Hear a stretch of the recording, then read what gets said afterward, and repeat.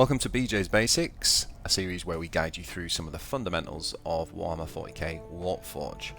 So today we're going to be talking about who is the beatdown, and this is one of the most important concepts to get in not just for Warpforge but actually any card game, and it's a really important concept that was introduced many years ago by Mike Flores in Magic the Gathering back in the late 90s, and it's he wrote this article. He was basing it on the tournament meta at the time, and it's kind of gone on to be like seen as a sort of very fundamental sort of strategic article that, as I say, applies to not just Magic but all sort of CCGs since. And basically what it's kind of fundamental when you're wanting to understand this game and you're wanting to kind of get better at it, because what Who is the Beatdown kind of says is that someone is always the beatdown and someone is always the control. So even in a game where you might think you've got two control decks or two aggro decks, you've actually in any given moment always got somebody who is either the beatdown deck or they are the control. You cannot both be occupying the same space, so someone is either one or the other. And what we mean by the beatdown is the beatdown deck is the deck that is basically trying to end the game faster than their opponent. If you're the beatdown, you are essentially having to play proactively to kind of win the game. So there are kind of three ways in which we know who is the beatdown and who is the control. The first one is who does more damage. Who can do more damage. The second one is who has more removal to hand. If you can do more damage, then you're generally the beatdown. If you have more removal to play, then you're generally the control deck. And the third one is kind of like who has more access to card draw, which is usually control. So if we just take a look, for example, at this board state right here. This is a game with me and the Ecclesiarch and the Forge Clash series, where we pit two meta decks against each other. If you've not seen this, go and watch it, it's really good. But essentially we can see here I'm running a kind of Gazgul control deck, and in this particular moment, if you look at the board state, we've got about even cards, but if we were to ask who can do more damage, well, clearly at this stage he can do more damage. So even though I've got slightly more health, he has got an awful lot of damage potential on the board. And if you look at my hand doesn't exactly scream cards that can come on and kind of help me to do more damage quicker than he's probably going to be able to do to me.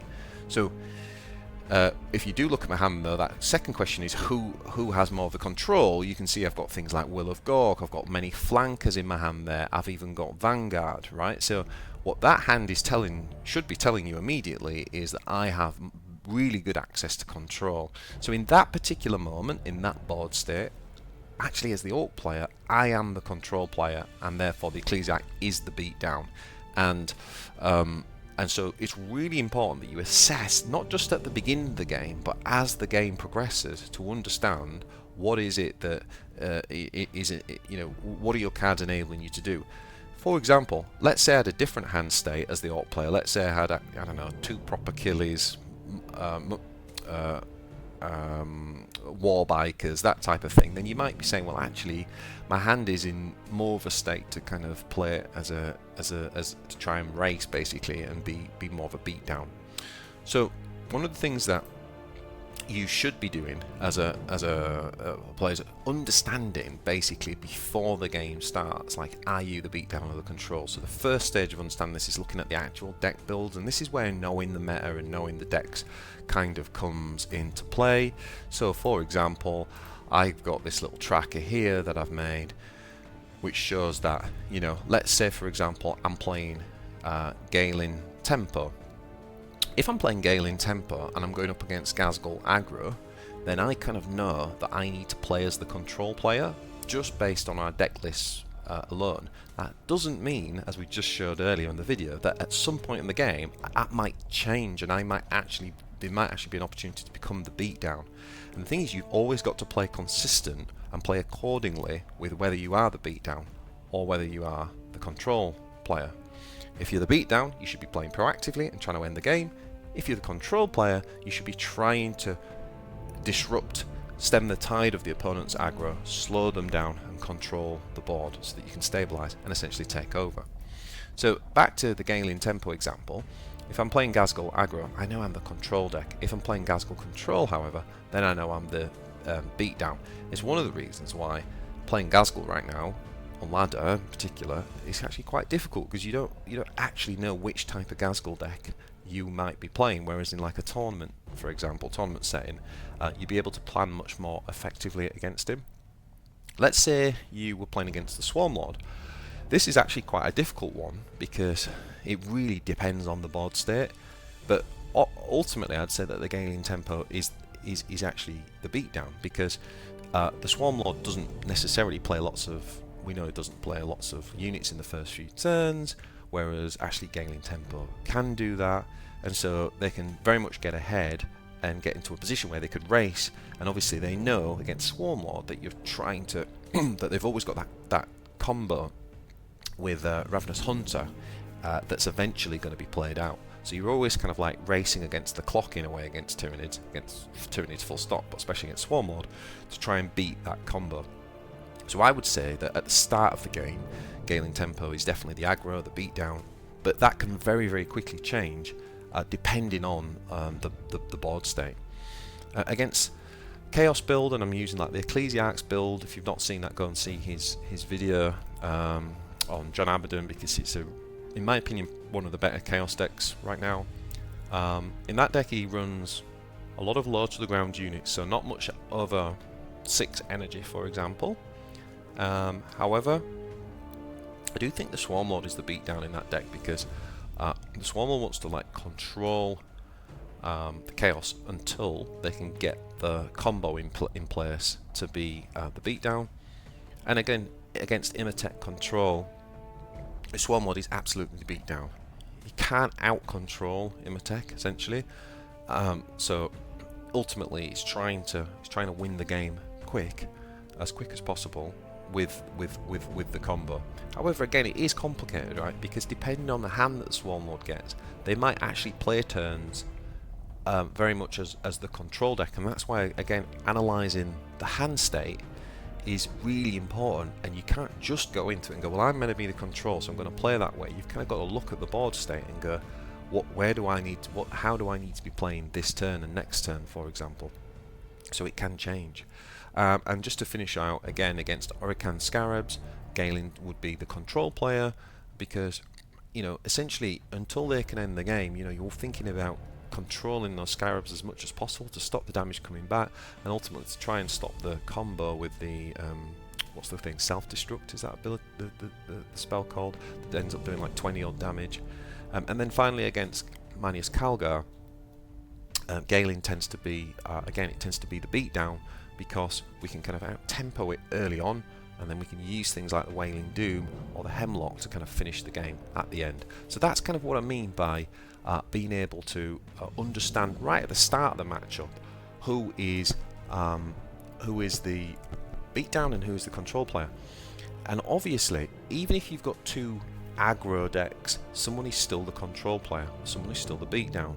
So as we just said, if Imhotep control was playing against, I don't know, Calgar, Calgar would be the beatdown in that matchup. But then, if Calgar was then playing against aggro orcs, they might see themselves, like for example last season when Calgar was lower to the ground, might see itself as a beatdown deck, but actually against aggro orcs he has to play as a control deck. It's much better to be a bad control deck, but to understand the role that you've got and play it accordingly, than it is to play the wrong role. That's where many players lose the games, is essentially playing as the beatdown when they're supposed to be playing as the control player.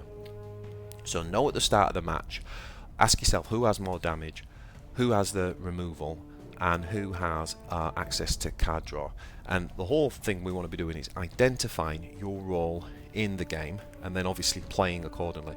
So you can see here, for example, on the screen, right, we've got this deck called the Grotmower. Now this deck is very low to the ground. That just means that the highest cost unit is 6. We're not running many expensive units. And this deck really is aiming to kind of end the game quick, so it's seen as an aggro game. However, if we were playing a kind of orc aggro, for example, we might find ourselves having to play all of the game at least, or at least along parts of the game, actually playing as the control player and using, for example, Uriel Ventress's ability, where he can do 1 damage to 3 units. That can be used as very much like a control thing, and making good uses of things like Storm Raven and Inspired Retribution, where you can destroy enemies. So this, even though it's built as an aggro deck, could find itself playing as the control player. The other thing to think about is what happens from a deck building perspective. So let's say, for example, that you're playing a Galen deck.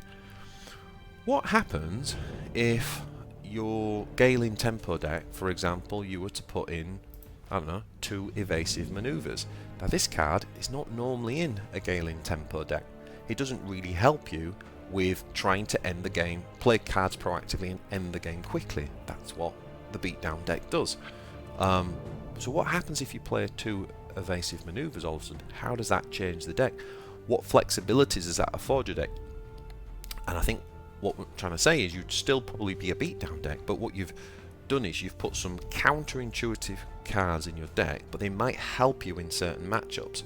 So for example, you know, if you were going up against something that had that kind of reach to end the game, and you sort of got into that HP zone, if you like, with your Warlord, you might then just pop a couple of evasive maneuvers. This was something that the Eldar could use quite effectively, particularly last season where Marines were the meta and they had a lot of damage from hand. Well, obviously, if you've got evasive maneuver on, you're camouflaged, they can't use their death from aboves and that damage from hand. So sometimes thinking about this concept of who is the beatdown can really help us to think about how do we counter metas, and thinking about what you know, if we change even just 2 cards in the deck, what does that do to kind of like our kind of rhythm and cadence, and kind of, you know, how it is we're trying to win the game, or we're trying to control, or we're trying to beat the beatdown. So that is everything I wanted to cover in this video. So remember, it's really important to identify who is the beatdown, who is the control at the start of the game, and then to continue to try and identify that throughout the game. The key is always, always, always play accordingly to whether you are the beatdown or the control player. If you're the control player, I often hear people saying to me, should I attack face with my Warlord, for example?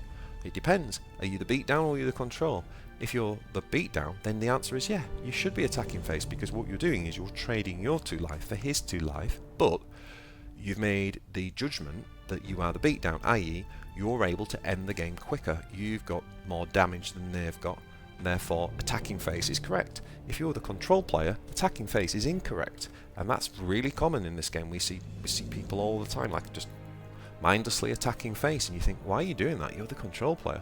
So, you know, that if you're constantly assessing throughout the game and understanding which role you're in, then that should be able to answer questions like, should I attack face or shouldn't I? Thanks for watching, guys. Remember to like and subscribe to the channel, and I'll see you in the next BJ's Basics Fundamentals for the game in the next video. Take care.